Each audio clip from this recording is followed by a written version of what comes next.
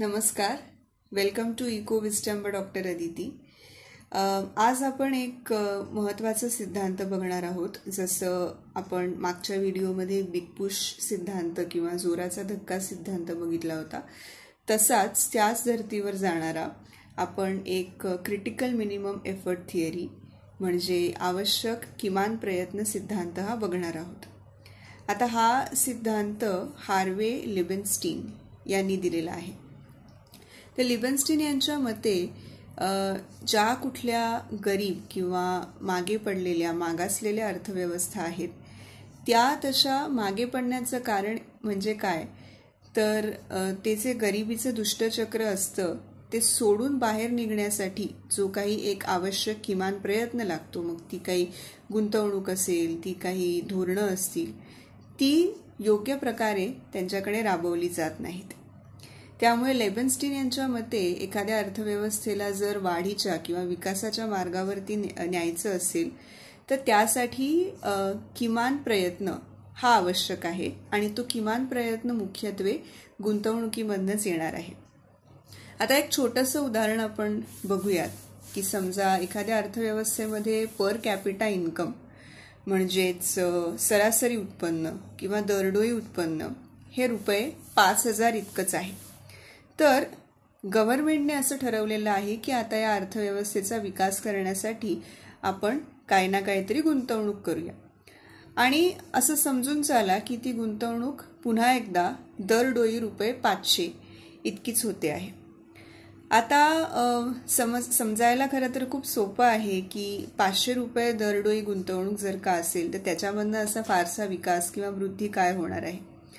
परंतु सरकारने जर एक किमान आवश्यक पातळी गुंतवणुकीचीच ठरवली की ज्याच्यामध्ये सरकार उदाहरणार्थ 10,000 रुपये आहे ते दरडोई गुंतवणूक करत आहेत, मग त्याच्यामध्ये चांगलं शिक्षण असेल, चांगल्या आरोग्य सुविधा असतील, काही महत्त्वाच्या पायाभूत सुविधा असतील, ज्यामुळे दरडोई उत्पन्न किंवा पर कॅपिटा इन्कम त्या देशाचं जे 5,000 आपण मानलेलं आहे ते डायरेक्ट 20,000 पर्यंत जात आहे।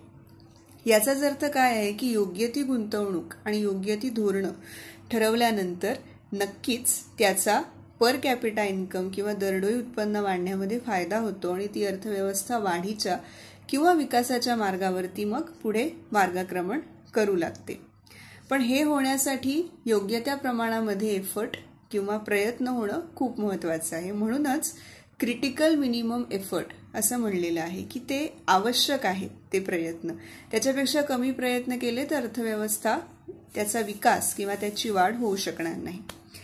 आता ही थिअरी किंवा हा सिद्धांत समजून घेत असताना दोन त्याच्यामध्ये अत्यंत महत्त्वाच्या संज्ञा आहेत, त्या संज्ञा समजून घेणं खूप महत्त्वाचं आहे।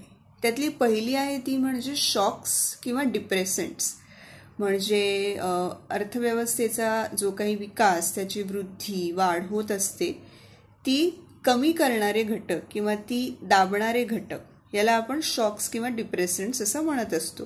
तर याच्यामध्ये नॅचरली काय येणार आहे तर लोकसंख्या वाढ येत असते, नैसर्गिक आपत्ती येत असते किंवा सरकारची काही चुकीची धोरणं किंवा धोरणांची चुकीची अंमलबजावणी किंवा करप्शन, भ्रष्टाचार, हे सगळे मुद्दे शॉक्स आणि डिप्रेसंट्समध्ये येत असतात।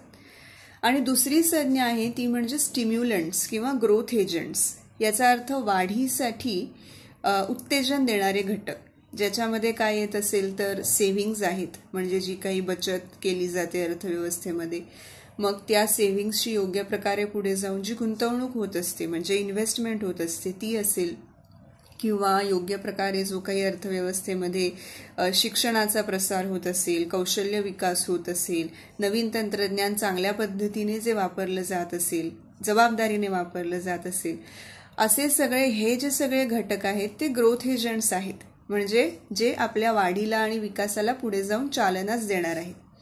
तर लिबेनस्टीन यांच्या मते कुठल्याही अर्थव्यवस्थेने नेहमीच शॉक्स किंवा डिप्रेसंट्स यांना कमी करून किंवा ह्यांचा जो काही परिणाम आहे तो कमी करून स्टिम्युलंट्स किंवा ग्रोथ एजंट्स म्हणजे वाढीला उत्तेजन देणारे जे घटक आहेत ते अधिकाधिक वाढवण्यासाठी आणि त्यांचा अधिकाधिक चांगला परिणाम दिसून येण्यासाठी प्रयत्न करणं गरजेचं आहे।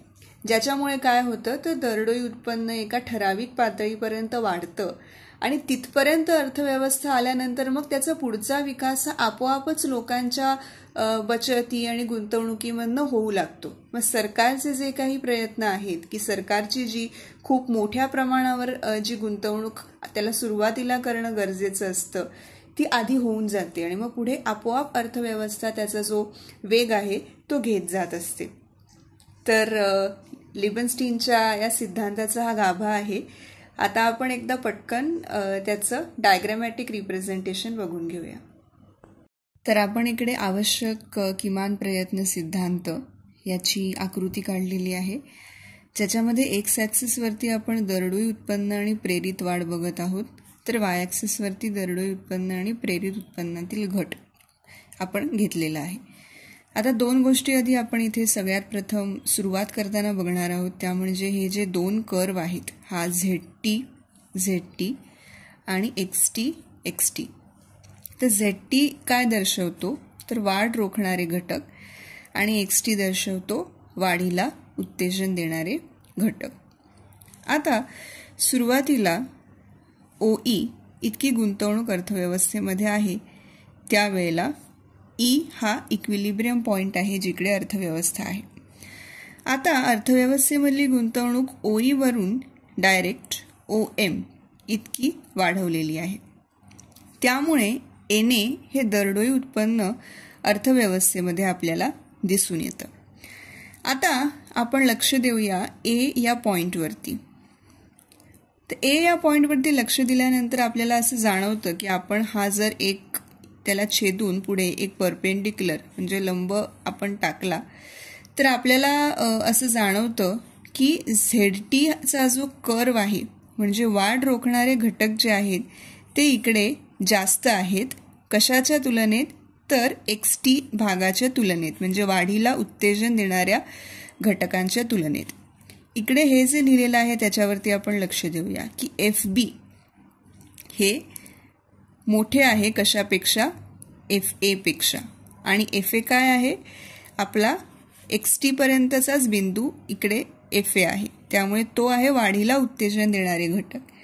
याचा अर्थ आपल्याला काय समजतो की NA हे जे दरडोई उत्पन्न आपल्याकडे तयार झालेलं आहे या गुंतवणुकीमुळे, त्यामुळे होतंय काय की वाढीला रोखणारे जे घटक आहेत ते वाढीला उत्तेजन देणाऱ्या घटकांपेक्षा मोठ्या प्रमाणावरती आहेत किंवा जास्त आहेत. त्यामुळे हे जे आपल्याला ॲरो दिसत आहेत त्या ॲरोची डिरेक्शन आपण जर का बघितली तर इकडनं दरडोई उत्पन्न कमी कमी होत पुन्हा एकदा E पॉइंटवरती येत आहे. म्हणजेच काय तर OM ही जी काय गुंतवणूक आपण अर्थव्यवस्थेमध्ये केलेली आहे ती पुरेशी नाही, म्हणजेच ती आवश्यक किमान प्रयत्न याच्यामध्ये गणली जाऊ शकत नाही. त्यामुळे ह्याच्यापेक्षा जास्त इन्व्हेस्टमेंट किंवा जास्त गुंतवणूक करणं आवश्यक आहे.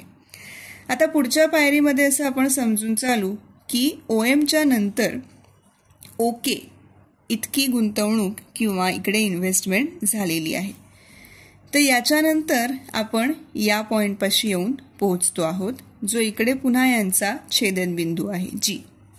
आता समजण्यासारखी गोष्ट इकडे काय आहे तर G किंवा या Gच्या वरचा कुठलाही जर बिंदू आपण घेतला तर अशा वेळेला ही जी परिस्थिती आहे ती आपल्याला उलटी दिसून येईल. याचाच अर्थ काय आहे की वाढीला उत्तेजन देणारे जे घटक आहेत ते जास्त प्रमाणामध्ये असतील. उदाहरणार्थ आपण बघूया, समजा तो पॉइंट आपण हा पकडून चालू. आता ह्या पॉइंटवरनं आपण जर का एक लंब टाकला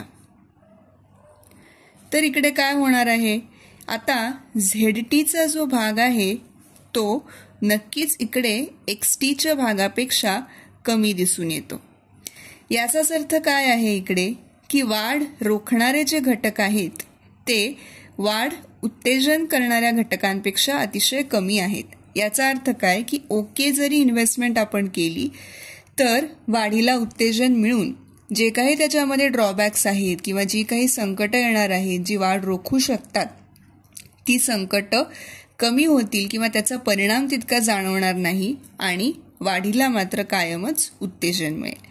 याचाच अर्थ काय की अर्थव्यवस्था विकासाच्या मार्गावर जर आपल्याला टाकायची असेल तर अशा वेळेला OE किंवा OM या दोन्ही पातळ्या गुंतवणुकीच्या लागू पडणार नाहीत, कारण OM वरनं आपण पुन्हा एकदा मूळ पातळीवरतीच येऊन पोहोचतो आहोत.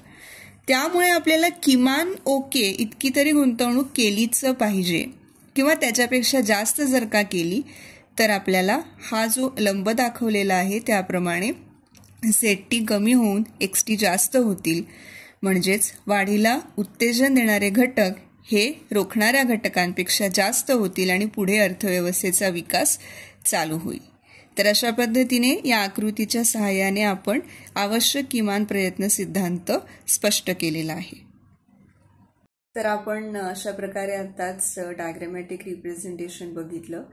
तर मला खात्री आहे की मी जे काही स्पष्टीकरण दिलेलं आहे पहिले थिअरीचं आणि नंतर जी आकृती आपण बघितलेली आहे ते तुम्हाला नक्कीच कळलं असेल आणि तुमच्या परीक्षेसाठी आणि एक साधं कॉन्सेप्च्युअल अंडरस्टँडिंगसाठी सुद्धा तुम्हाला हा व्हिडिओ नक्कीच उपयोगी पडेल.